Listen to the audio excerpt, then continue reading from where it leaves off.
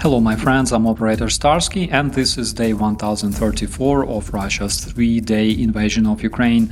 Good Ukrainian drones visit Russian oil refineries and ammo storages. Fake Russian IDs of North Korean soldiers revealed by Ukrainian defenders. Putin militarizes Russian children and Slovak Prime Minister visits Russian dictator. What were they talking about? This is the Frontline Focus. Let's roll. Over the past 24 hours, 234 assaults were reported by the General Staff of Ukraine. As we can see, Russia keeps escalating its efforts in the area of Zaporizhia, Donbass, and Kharkiv. Over the past week, numerous drone strikes, missile strikes were reported all across Ukraine. As we can see, Russia keeps targeting critical civilian infrastructure.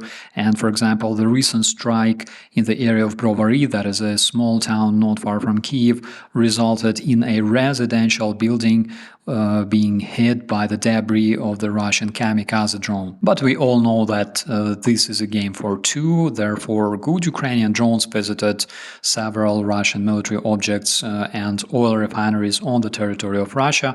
For example, recently a big Russian refinery in Novoshakhtinsk, Rostov region was hit by good Ukrainian drones. Happy Russian citizens had great opportunity to record the fire on their cameras so we could assess the damage, and also enormous Russian ammunition storage was destroyed in the same region, in the Rostov Oblast, either by good Ukrainian drones or Ukrainian long-range missiles. According to Ukrainian intelligence, the ammunition stored in this arsenal were supposed to be delivered to Donbass, and those included some of the North Korean munitions as well, and also artillery shells.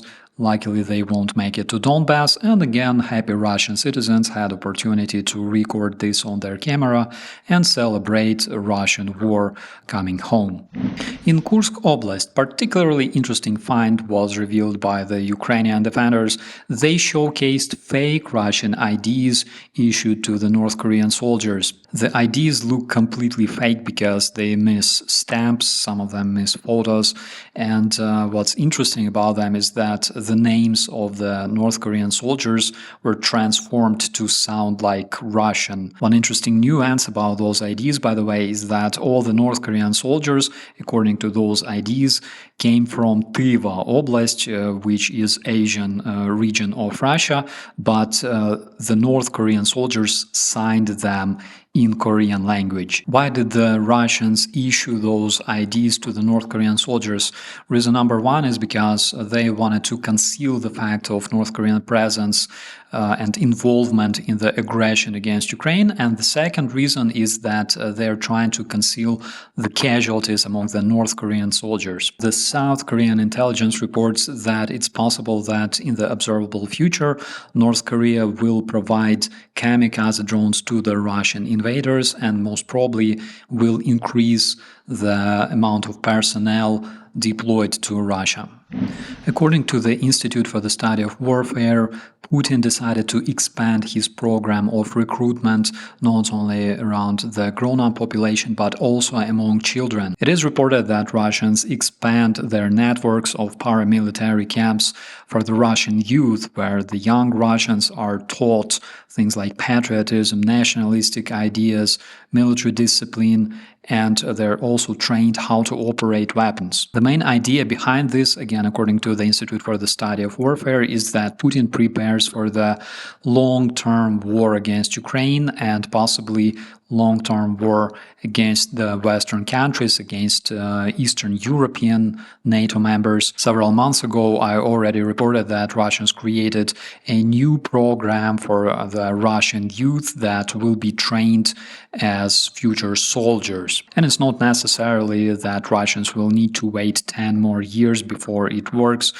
because the main target audience for the Russian propagandists are basically Russian teenagers, 16, 17, 18 years old. Also, those paramilitary camps were opened on the occupied territories of Ukraine, and already Ukrainian children are raised as future Russian soldiers. You know, Russians have this absolutely amazing saying that sounds like "Baby еще нарожают," which means the females will breed more. This is what Russians say every single time they face casualties.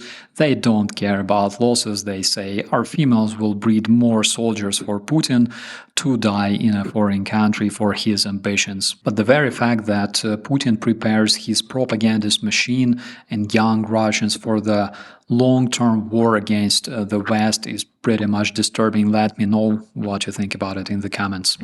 Slovak Prime Minister Robert Fico came to Kremlin to talk to the internationally wanted war criminal Putin about the solution for the problem they will face in 2025 when Ukraine will cancel the transit of the Russian gas to Hungary and Slovakia. What do we know about Robert Fico, Slovak Prime Minister? What kind of influence does Putin have on this man? In 2013, Ukrainian hacker group called Cyber Resistance published a bunch of leaked documents coming from the email of the deputy chief of the Russian parliament. According to the leaked documents, Robert Fico was going to give the Slovak assets to Russia, and you can find more on this investigation in the link that you can find in the description. Basically, it's really hard to find a bigger agent of Russian influence in a European country than Robert Fico, who literally in 2013 wanted to give out his native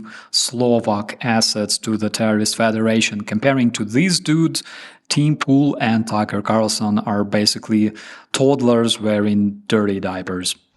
And to finish this video on a positive note, my friends, I would like to introduce you to Ukrainian Bandura. This is a Ukrainian music instrument used in Ukraine since ancient times. And recently, popular British megastar Sting sang his famous song to the Ukrainian soldier playing this instrument. Check this out.